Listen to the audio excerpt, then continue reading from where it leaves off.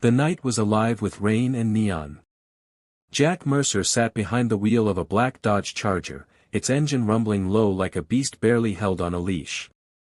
The city's wet streets shimmered under flickering signs, cheap motels, liquor stores, pawn shops, all reflections of a life he'd spent running, driving, surviving. He glanced at the rearview mirror.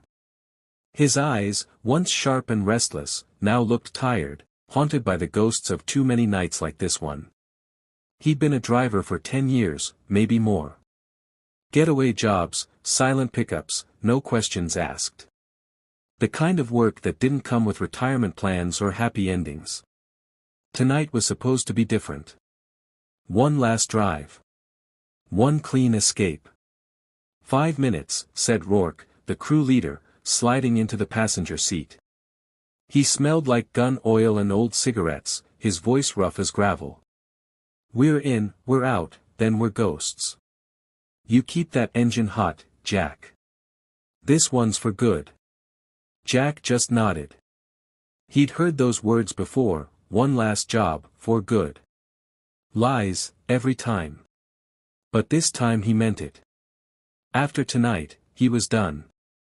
He rested his hands on the steering wheel, listening to the patter of rain against the windshield. The city hummed around him, sirens far off, bass-heavy music from a passing car, the whisper of tires slicing through puddles. He tried to steady his breathing. Every nerve in his body screamed that something was off. Rourke's crew, 3 men, 1 woman, disappeared into the building across the street, their silhouettes swallowed by the dark. Jack checked the clock. 2 minutes in. He tapped the dashboard. Come on, come on. The Charger's headlights caught movement, a figure darting through the rain. Not one of his. She was small, hood pulled low, clutching something metallic against her chest. Jack frowned. Then, gunfire. The glass windows of the building exploded outward. One of Rourke's men stumbled into the street, clutching his side, blood mixing with the rain. Jack's heart lurched. No, no, no. Rourke came running, shouting, go. Drive. Jack slammed his foot down. The tires screamed against wet asphalt. The Charger shot forward, fishtailing around the corner as bullets shattered the rear windshield. The stolen flash drive, the job's real prize, was thrown onto the seat beside him. What the hell happened? Jack shouted. Rourke was gasping, pressing a hand to his chest. Double-crossed, they knew, everyone's dead, Jack. Everyone. A bullet tore through the passenger window. Rourke's head snapped sideways, and then he was gone. Jack's mind went white. He didn't remember the next few seconds, only the sound of his own breathing, the roar of the engine, the way the world blurred outside as he drove faster than he ever had. When he finally stopped, miles away on an empty desert road, the only sound was the ticking of the cooling engine. Rourke's body lay slumped against the dash, eyes glassy and still.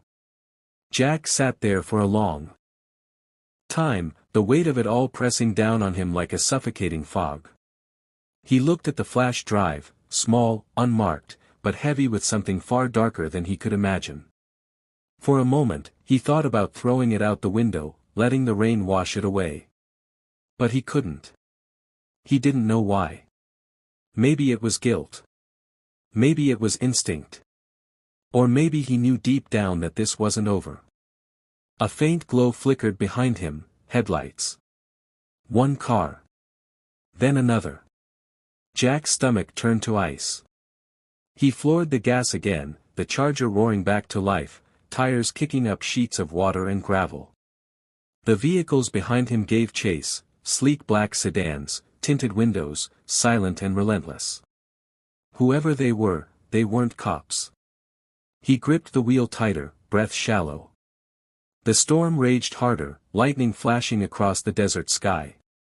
Each strike illuminated his reflection in the mirror, the hollow eyes of a man realizing he'd just crossed the line for the last time. He whispered to himself, voice shaking, just one more mile, one last drive. But deep down, Jack knew, it had only just begun. The flash drive on the seat pulsed faintly under the streetlight's reflection, like it was alive. And far behind him, in the shadows of the rain, another car pulled onto the highway. Inside sat a man with a scarred face and eyes as cold as iron, Kane. He didn't need to hurry. He never did.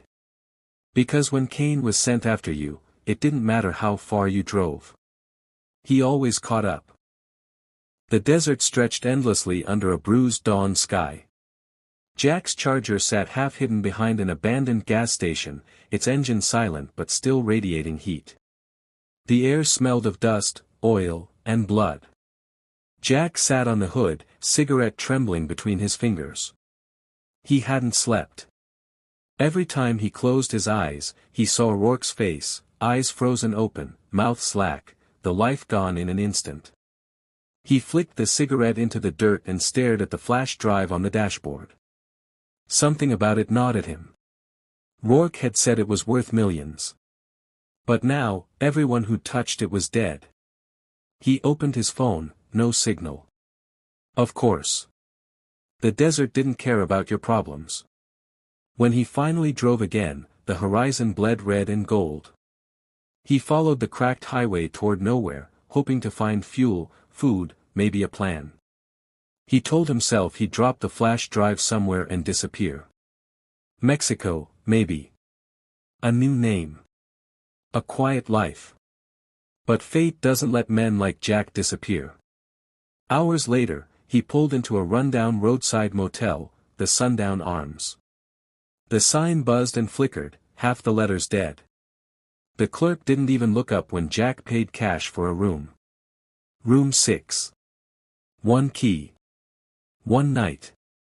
The room smelled like mildew and regret. He dropped his duffel on the bed, locked the door, and finally let himself breathe. His hands shook. He poured whiskey from a flask, but it didn't help. The flash drive sat on the table, small and silent. He stared at it for a long time, then sighed and plugged it into the motel's ancient laptop. The screen flickered to life. A file opened, encrypted, endless lines of code, foreign symbols, transaction logs, coordinates. It wasn't money. It was a map. Shipments. Names. Countries. Governments. And something worse, the words, Project Seraph. He didn't understand half of it, but he knew one thing, he wasn't supposed to see this. The sound came softly at first, a click. Then another. The door. Jack's hand shot to the gun under his jacket. "Don't shoot," came a voice. Female. Calm, but sharp. "If I wanted you dead, you wouldn't have heard me." He turned. She stood in the doorway, soaked from the rain, a laptop bag slung over her shoulder. Her black hair clung to her face, eyes fierce and exhausted. "Maya," she said simply, stepping inside. Jack aimed the gun anyway. "Who sent you?" "No one," she said. "You have something that belongs to me." He nodded toward the flash drive. "This? You really want it that bad? You have no idea what's on it." "I'm starting to." She looked at him carefully, weighing his words. Then she sighed and shut the door behind her. "You were with Rourke's crew. That means you're already dead. You just don't know it yet." Jack frowned. "Who's after me?" "The same people who were after him." She walked over to the laptop, eyes darting across the code. "This isn't just stolen data. It's a global weapons network, governments, mercs, corporations. The flash drive ties them all together. And that project name? Seraph? That's the nightmare they built to keep control." Jack leaned against the wall. "So what, we hand it over to the cops?" Her laugh was bitter. "You think the cops aren't in on it? The only person who can touch this without getting buried is FBI Director Harris. He's clean, so far. But we'll never reach him if Kane finds us first." The name froze him. "You know him?" she asked. Jack nodded slowly. Yeah. I used to drive for him. Her face tightened. Then you know what he does to people who betray him. Before Jack could answer, the sound of an engine echoed outside, low, distant, deliberate. They both froze. Maya moved to the window. A black SUV rolled into the motel lot, its headlights cutting through the rain like blades. "Kane," she whispered. Jack's pulse spiked. "He found me." "How?" "He always finds you." She grabbed her laptop, yanking the flash drive free. "Then we run." Bullets shattered the window before she finished the sentence. The lamp exploded, glass spraying the walls. Jack tackled her to the floor as more shots ripped through the room. "Back door," she shouted. They crawled into the narrow bathroom, kicked open the tiny window, and squeezed through just as the motel door burst open behind them. Outside, the night roared with thunder. Jack and Maya hit the dirt and ran toward the Charger. Kane's SUV loomed in the shadows, its headlights glaring like the eyes of a predator. Jack slammed the car into gear as Maya dove into the passenger seat. The tires screamed, mud flying as the Charger tore down the road. Behind them, Kane followed, calm, steady, unrelenting. Maya looked at Jack, her face pale but determined. "You wanted one last drive?" He grinned grimly. "You're on it." The rain poured harder as lightning flashed over the highway, and in that blinding moment, Jack swore he saw Kane's face in the mirror. He was smiling. And that terrified him more than anything. The desert highway stretched like a black scar beneath the storm, slick and shining beneath the flashes of lightning. The Charger's engine howled through the emptiness as Jack pushed it past 100 miles per hour, the wind shrieking through bullet holes in the windows. Maya gripped the dashboard, eyes locked on the side mirror. "He's still back there." Jack risked a glance. Kane's SUV was a dark blur in the distance, unwavering, gliding through the rain with inhuman steadiness. "He doesn't stop," Jack muttered. "He doesn't eat. Doesn't sleep. He just drives." The words hung in the air like a curse. For a long stretch, neither of them spoke. The highway twisted through red rock canyons and abandoned gas stations, places that looked frozen in time. The radio was dead, and the only sound was the hum of the tires and the pounding of rain on metal. Finally, Maya broke the silence. "Why'd you do it? Work for people like him?" Jack's jaw tightened. "Because I was good at it. And when you're good at something bad, it's hard to stop." "Sounds like an excuse." He shot her a look. "You got any better ones?" She didn't answer. Lightning cracked across the sky, illuminating the endless stretch of road ahead. The world felt unreal, like they were trapped between places, driving through some ghostly corridor where time didn't exist. Maya stared out the window. "You know what this road reminds me of?" "What?" "Purgatory." Jack smirked. "If this is purgatory, then who's driving us out of hell?" Before she could respond, a soft beep broke through the silence. Maya grabbed her laptop from the floor. "GPS ping, it's the flash drive. Someone's tracking it. Can you kill the signal?" "I can try." Her fingers flew across the keyboard, the screen's glow painting her face in ghostly blue light. They embedded a trace in the code. Whoever designed this knew what they were doing. Jack's knuckles whitened around the wheel. "That's why Kane always knows where I am." Thunder rolled, deep and distant. The rain thickened until the world outside became a blur of water and motion. Then, out of nowhere, headlights. A truck swerved onto the highway ahead, massive and slow. Jack cursed and yanked the wheel. The Charger skidded sideways, tires screaming, hydroplaning across the slick road before straightening at the last second. "Jesus!" Maya shouted, clutching the dashboard. Jack didn't respond. His heart was pounding too loud to hear anything else. Behind them, Kane's SUV glided around the truck with eerie precision, no skid, no hesitation. The bastard was gaining. "Where's the next town?" Jack asked.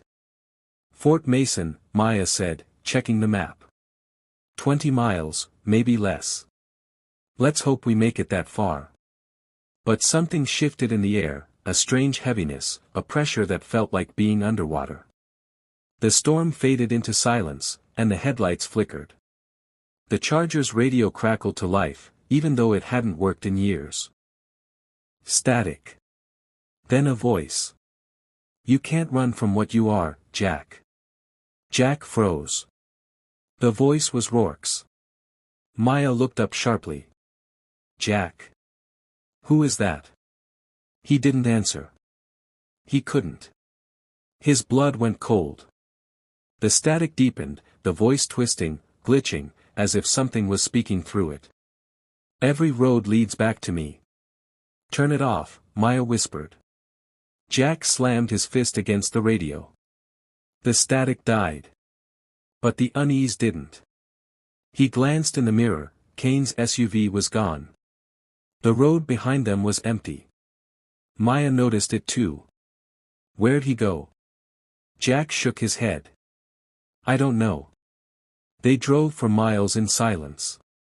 No lights, no cars, not even a signpost. Just the endless stretch of road and the sound of their own breathing. Then, the headlights caught something ahead, a figure standing in the middle of the highway. A man. Jack hit the brakes. The tires screeched, the car fishtailing before stopping just inches away. The man didn't move. He was soaked, his clothes torn, face pale and familiar. Rourke. Maya gasped. "Jack, that's impossible." Jack's heart stopped. He blinked, and the figure was gone. The rain began again, harder than before. He gripped the wheel, trembling. "We're not stopping again until we hit Fort Mason." Maya nodded, but her face was pale, her voice shaking. "Jack, what if Kane's not the only one chasing us?" He didn't respond. He didn't have to. Because deep in his chest, he already knew. The past wasn't just catching up, it was riding in the back seat. As they roared down the empty road, the faint whisper of a voice rose from the radio again, almost too soft to hear. "You can't escape the last drive." Jack's eyes flicked to the rearview mirror. For a split second, he swore he saw someone sitting in the back seat, drenched, silent, watching. Then lightning flashed, and the seat was empty. But Jack knew what he'd seen. And no amount of speed could outrun that kind of ghost. The storm finally broke just before dawn. A pale gray light crept across the desert, revealing a landscape of cracked earth and twisted power lines that stretched toward the horizon. Jack's Charger tore down the highway, its paint now scarred with bullet holes and dust. Maya sat beside him, bleary-eyed but alert, her laptop balanced on her knees. "We're off the grid," she said quietly. "For now." Jack didn't answer. He hadn't spoken much since the voice on the radio. He kept one eye on the mirror, watching the endless ribbon of road behind them. Empty. Too empty. "You saw him, didn't you?" Maya asked finally. Jack's grip on the wheel tightened. "Rourke?" "Yeah." He hesitated. Maybe I saw what guilt looks like." She closed her laptop with a soft click. "You keep driving like this, you'll end up seeing your own ghost." He almost laughed, but it came out hollow. Wouldn't be the first time. For miles, they said nothing. The air was heavy, the silence thick. When they finally passed a sign reading Fort Mason, 12 miles, Jack exhaled, the first real sign of relief in hours. But that relief didn't last. Up ahead, something blocked the road, 3 black SUVs lined side by side, their windows tinted, their engines idling. Maya cursed. "They found us." Jack slammed the brakes, spinning the wheel hard. The Charger fishtailed, tires screaming against the asphalt. But before he could turn back, another SUV appeared behind them, cutting off escape. We're boxed in. Maya shouted. Jack's mind raced. There's a service road off to the right. Hold on. He jerked the wheel, gunning the engine. The Charger smashed through a wooden guardrail and plunged down a dirt embankment, bouncing hard as rocks pounded the undercarriage. The sound of gunfire echoed behind them, sharp, metallic, deadly. Bullets tore through the trunk. One hit the mirror, showering glass across the seats. Maya ducked low, clutching the flash drive like it was her heartbeat. Jack barely kept control, the steering wheel shaking violently in his hands. They hit the dirt road and kept going, dust clouds swallowing them whole. Behind them, one of the SUVs followed, its engine roaring. That's him, Jack muttered. Kane. Maya looked back, her breath caught in her throat. She could see him clearly now through the cracked rear glass. His face was calm, almost serene, as he drove one-handed, eyes locked on them like a predator studying its prey. Jack, he's gaining. Not yet. They tore through the open desert, every bump sending the car airborne. The heat shimmered in waves, the sky burning orange as the sun rose. Then, in the distance, a line of abandoned vehicles stretched across the sand. An old highway checkpoint. Jack aimed straight for it. Are you insane? Maya shouted. He smiled faintly, eyes narrowing. Always have been. At the last second, he yanked the handbrake. The Charger spun sideways, metal screaming, sliding through the narrow gap between two rusted trucks. The pursuing SUV wasn't as lucky, it clipped one of the vehicles and flipped, rolling end over end until it exploded in a plume of fire. The blast lit up the sky behind them like sunrise. Maya looked over, half in shock, half in awe. You planned that? Jack shrugged. I drive. Planning's not part of the deal. But even as the adrenaline faded, something in him twisted. Kane wasn't the type to die that easily. He'd been around too long, left too many bodies in his wake. And sure enough, when Jack checked the mirror again, he saw a second SUV emerge from the smoke. Still moving. Still chasing. He's not human, Maya whispered. Jack didn't argue. He didn't believe in ghosts, not really, but something about Kane made him question that. The man never missed. Never stopped. Never bled. Maya turned her laptop back on. We need to contact Harris. Now. Before Kane reaches us again. Jack's eyes stayed on the horizon. You said he's clean. As clean as anyone gets in this world. The laptop beeped. Static, then a faint signal. A voice crackled through. This is Director Harris. Identify yourself. Maya leaned close to the mic. Maya Reyes. I have information regarding Project Seraph. It's on the drive. We need extraction. There was a pause. Then, stay on Highway 19. We have a safe point at mile marker 117. We'll meet you there in 2 hours. Jack frowned. Safe point. But before Maya could answer, the radio hissed again, overlapping the transmission. Mile marker 117, blood on the road. Jack froze. What the hell was that? Maya checked the signal. I don't know. It wasn't Harris. Something hijacked the frequency. He pressed harder on the gas. The Charger roared down the dirt road, climbing back onto the main highway. The sign ahead read Highway 19, next 50 miles. Maya stared at it. That stretch is called the Blood Mile. Locals say people vanish there.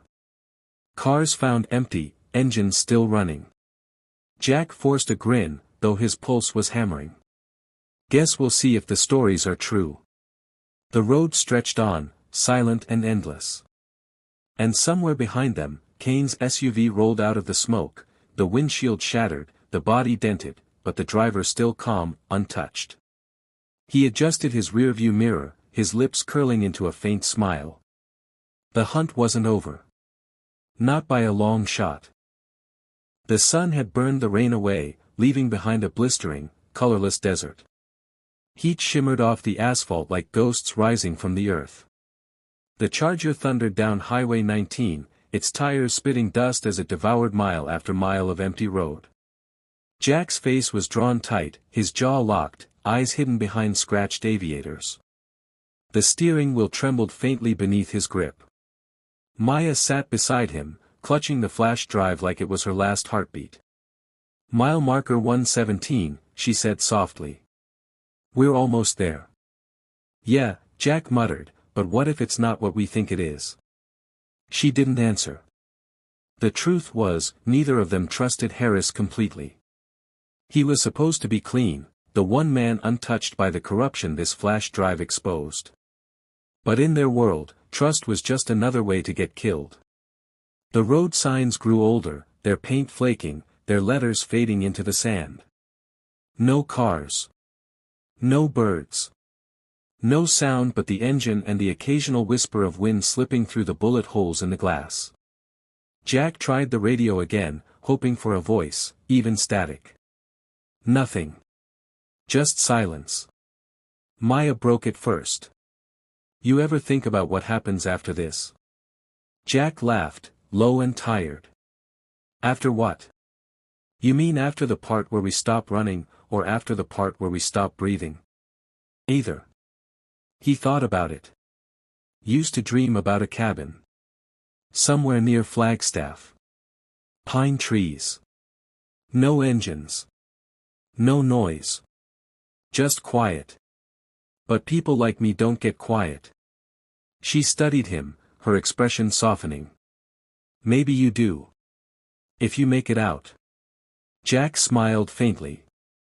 "That's a big if." The heat rose in waves, distorting the horizon. Then something appeared ahead, a building. Small, square, half buried in dust. "That must be it," Maya said. Jack slowed the car. The sign beside the structure read mile marker 117, hand-painted, weather-worn. No government seal. No antenna. No guards. Just an old roadside diner, long abandoned. Maya frowned. "That's the safe point." Jack parked the Charger beside the diner and killed the engine. "Let's find out." The air outside was dry enough to burn. Wind hissed through the cracked windows, carrying the faint smell of rust and something else, something rotten. Inside, the diner was a grave. Dust-covered booths, overturned chairs, faded menus curling at the edges. A jukebox sat in the corner, its lights flickering weakly like a dying pulse. Jack scanned the room, gun drawn. "Hello." Silence. Maya's eyes darted to the counter. A coffee cup sat there, half full. Still steaming. Her stomach turned. "Someone's here." Jack's finger tightened on the trigger. Or was. The jukebox clicked. Then it began to play, slow and broken, a scratchy old love song whispering through static. Maya flinched. "Jack." He looked up, and froze. Through the dusty reflection in the jukebox glass, he saw someone standing behind them. Kane. Jack spun around, gun raised, but the space was empty. He cursed under his breath, his heart pounding. "He's playing with us." Maya whispered, "How does he keep finding us?" Jack's voice came low and grim. "Because he's not tracking the flash drive anymore." He touched his chest. "He's tracking me." Before she could ask what he meant, the lights flickered, then died. The hum of the jukebox stuttered into silence. And then, from somewhere behind the diner, came the soft, unmistakable crunch of footsteps on gravel. Jack motioned for Maya to get down. They slipped behind the counter, the air thick with dust and fear. Jack peeked around the edge, saw a shadow move across the broken window. A man. Tall. Slow. Unhurried. The door creaked open. Kane stepped inside. He wasn't limping. He wasn't burned from the explosion. Not even bleeding. Just, calm. His black gloves gleamed faintly under the dim light, and when he looked around, it wasn't like a man searching. It was like a man remembering. "Jack," he said softly, voice smooth as oil. "You were supposed to stay gone." Jack didn't answer. Kane's eyes slid toward the counter. "You brought a friend. How touching. You always did have a soft spot for lost causes." Maya's breathing quickened. Jack put a hand on her shoulder, steadying her. Then, a click. Kane raised his pistol and fired. The counter exploded above their heads, sending splinters flying. Jack returned fire, 3 rounds in rapid succession. One bullet grazed Kane's shoulder, but the assassin didn't even flinch. "Run!" Jack shouted. Maya bolted toward the back door as Kane fired again. Jack followed, firing over his shoulder. They burst out into the glaring sunlight and sprinted across the sand toward the charger. Kane stepped out behind them, calm as ever, reloading with surgical precision. Jack dove into the driver's seat, slammed the key home, and roared the engine to life. Maya was already pulling the seatbelt tight, clutching the flash drive like it was holy. Bullets pinged off the rear bumper as the Charger fishtailed back onto the highway. When they finally cleared the ridge, Kane lowered his gun and watched them disappear into the horizon. Then, slowly, he smiled, the kind of smile that promised the game wasn't over. He took out a phone and pressed a single button. Far away, in an office in Washington, D.C., Director Harris looked up as his computer screen flickered to life. A single message appeared. "Package located. Proceed with termination." And Harris smiled. Because the safe point had never been meant for rescue. It had been meant for cleanup. The desert night came fast.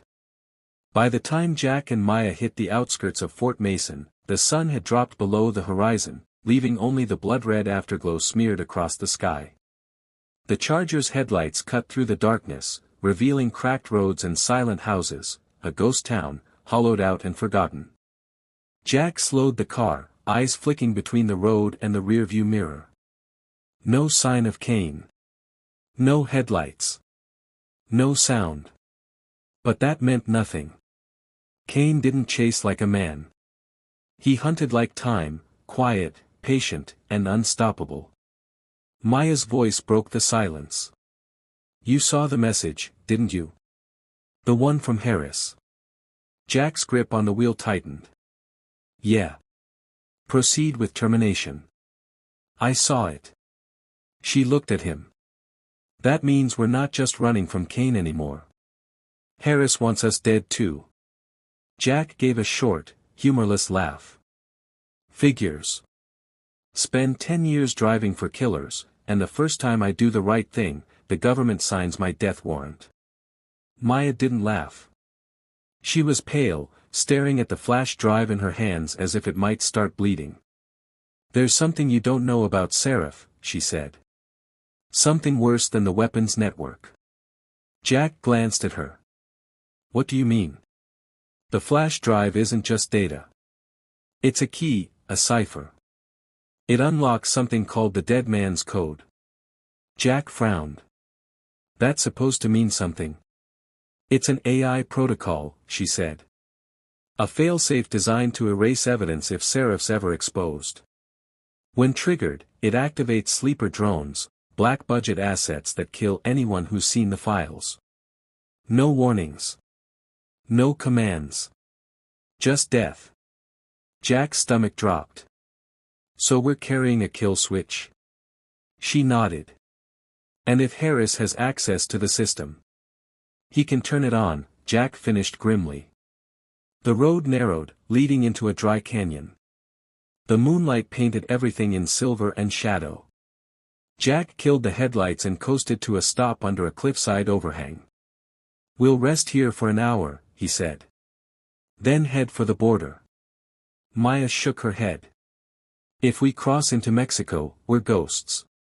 No one will ever hear what's on this drive." Seraph will survive, and Kane will keep coming. Jack leaned back, running a hand over his face. So what, we just drive straight into DC with a target on our backs. If that's what it takes. He looked at her, really looked. The exhaustion in her eyes, the faint tremor in her hands. She wasn't doing this for money, or revenge. She was doing it because she had nothing left to lose. He understood that feeling too well. The desert wind howled through the canyon like a whispering voice. Jack stepped out of the car, scanning the horizon. In the distance, the lights of Fort Mason flickered faintly, a dead town breathing one last time. Then the Charger's radio crackled. Jack froze. He hadn't touched it. Static hissed, then a voice, smooth, calm, venomous. Jack. You can't hide in the dark forever. Maya looked up, eyes wide. That's him. Kane's voice filled the car like a ghost. You think you've outrun me? I'm not behind you anymore, Jack. I'm inside the system. Every signal. Every transmission. Every mile you drive. Jack reached through the window and yanked the radio wires out. The static died instantly. Get in, he said. We're leaving. They tore down the canyon road, the Charger's engine screaming. The walls of rock blurred past on either side, the road twisting like a serpent. Maya's laptop lit up. He's tracking us through satellite feeds, she yelled over the roar. He's using the same network Seraph runs on. Jack clenched his teeth. Can you block him? I can try, but I'll need to decrypt the dead man's code to do it. Then do it. Her fingers flew across the keyboard, code streaming across the screen. The car hit 90, then 100. Suddenly, the laptop beeped. Maya's eyes widened. Oh God. What? It's not just tracking. The code's awake. It's rewriting itself. Harris already triggered it. Jack slammed the brakes, the car skidding sideways to a halt in the middle of the canyon. Triggered what? Everyone connected to Seraph is marked for elimination, she said. The system's rewriting security protocols. Drones, assassins, automated kill contracts, all activated. And Kane's not human. He's part of it. Jack stared at her. What are you saying? I'm saying Kane's not just a man, Jack. He's the first phase of the project. A cybernetic construct, human memory, machine precision. Seraph's perfect weapon. He doesn't bleed because he's built not to. The silence that followed was heavy and cold. Jack finally muttered, so that's why he never stops. Maya nodded slowly. He's not chasing you out of hate. He's executing a protocol. Jack started the engine again, his voice low. Then we end the protocol. How? By crashing it. He hit the gas, and the Charger surged forward again. Maya looked up from her laptop. There's a Seraph relay hub 15 miles north, old satellite compound. If we can connect the drive and overload the mainframe, we can fry the entire network. Jack grinned grimly. Now that's a plan. As the car roared toward the horizon, the sky behind them filled with movement, faint, flickering lights descending like fireflies. Maya turned, her face pale. Jack, those aren't stars. He glanced in the mirror, and saw them too. Drones. Dozens of them, descending fast. He pressed harder on the pedal, eyes burning with fury and fear. Then we'd better make this drive count. The highway ahead seemed endless, a tunnel of light and shadow stretching into oblivion. And behind them, Kane's voice whispered faintly through the static once more, calm, steady, inevitable. Every road leads back to me. The night sky burned with artificial fire. Drones screamed through the desert air, their red eyes cutting through the darkness like a storm of locusts. Jack's Charger tore across the cracked highway, engine roaring, tires spitting sand. The world behind him was collapsing, a trail of explosions and fractured code lighting up the horizon. Maya sat beside him, laptop balanced on her knees, her face illuminated by the flicker of cascading code. "We're less than 3 miles from the relay hub," she shouted over the noise. "Once we connect the flash drive, I can trigger an overload." Jack's knuckles were white on the steering wheel. "And what happens after that?"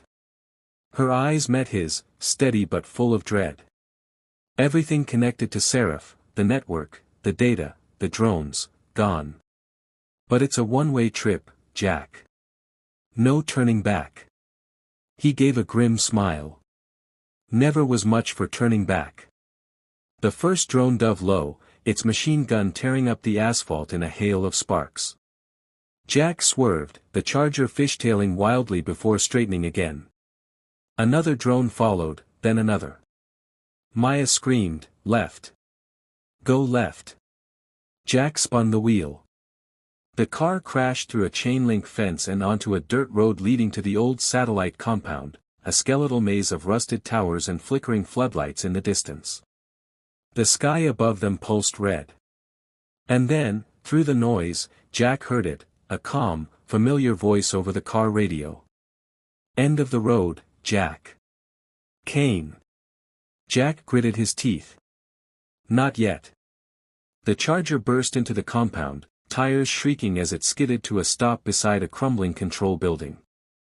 Maya jumped out, clutching the flash drive, and sprinted toward the main console inside.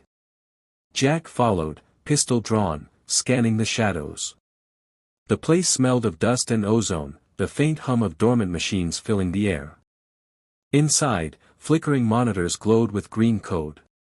Maya connected her laptop and jammed the flash drive into the port. "I'm in," she said, voice trembling. "But it's fighting back. The system's alive." "Then kill it," Jack growled. Outside, something heavy landed on the roof. The metal groaned. Footsteps echoed, slow, deliberate. "Kane." Jack aimed his gun at the doorway just as the steel door buckled inward with a deafening crash. Kane stepped through the smoke, coat torn, face half shadowed, half metal, one glowing red eye glinting in the dark. "You always were the best behind the wheel," he said softly. "But even you can't outrun what you are." Jack fired. The bullet struck Kane in the chest, sending him stumbling back, but he didn't fall. He looked down at the wound, metal glinting beneath torn flesh. "Human weakness," Kane said. "You still think pain matters." Jack reloaded fast, firing again and again. The bullet sparked off metal. Kane advanced, silent and mechanical, until he grabbed Jack by the throat and lifted him off the ground. "Redemption is a lie," Kane whispered. "There is no clean escape." Jack's vision blurred. He gasped for air, kicking, trying to reach his knife.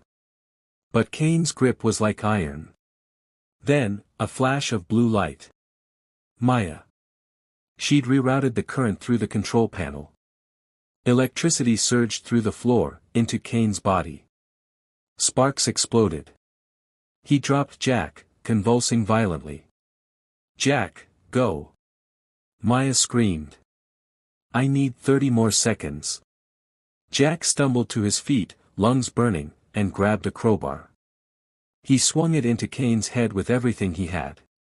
The metal dented, and Kane went down, not dead, but momentarily stunned. Maya's laptop blared an alarm. "Upload complete," she yelled. "System overload in 15 seconds. Jack looked at her, then at the flashing lights outside as drones descended on the compound. "Maya, we have to go." She shook her head. "If I leave now, it'll reboot. Someone has to hold the link." Jack froze. "No." She smiled weakly. "It's okay, Jack. You got me this far. Let me finish it." He wanted to argue, but the look in her eyes stopped him. The same look he'd seen in his rearview mirror all his life, the look of someone ready to let go. Jack clenched his jaw, nodded once, and turned toward the exit. You better be right behind me. He sprinted out, dove into the Charger, and slammed the gas pedal as the first explosion tore through the compound. The sky lit up, red, orange, blue, a burning storm consuming the towers. Behind him, the relay hub disintegrated into dust. For a moment, there was silence. Then the drones in the sky froze, one by one, their red lights flickering out. They dropped like dead birds into the desert. The system was gone. Jack drove until dawn, the sun bleeding over the horizon. His car was battered, windows cracked, engine coughing, but it moved, 1 mile at a time. He pulled over on an empty stretch of highway, stepped out, and looked east. The flash drive was gone. So was Maya. In his jacket pocket, he found a folded note, burned at the edges. Her handwriting. For what it's worth, I believed in you. He exhaled shakily, tears stinging his eyes. Damn it, Maya. Behind him, the Charger's radio crackled. Static. Then, silence. Jack slid into the driver's seat and started the engine. The hum steadied. The road stretched endlessly ahead, clean, golden, infinite. For the first time in years, he didn't feel chased. He whispered, "One last drive," and hit the accelerator. As the car disappeared into the sunrise, a single phrase appeared on a flickering highway billboard behind him, faint, digital, ghost-like. Dead Man's Code, rebooting. The light glitched once. Then the screen went black.